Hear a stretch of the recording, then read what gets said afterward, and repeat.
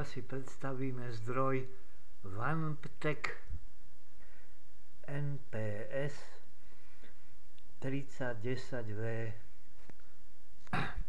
Je to čínsky regulovateľný jednosmerný zdroj od 0 do 30 V a výkonovo do 10 W, 10 A.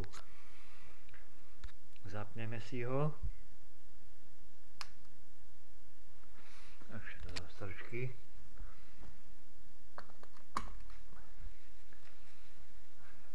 Vidíme, nám začal svietiť.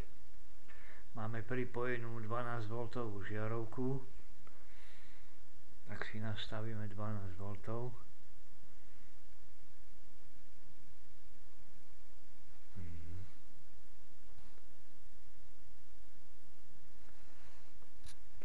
Už nám svieti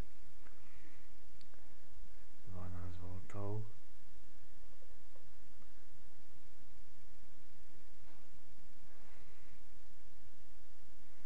Už nám to viac svieti.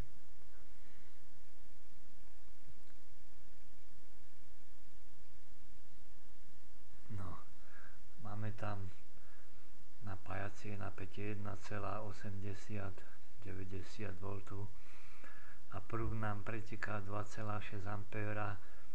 Máme tam 31 W. Takto nám to svieti.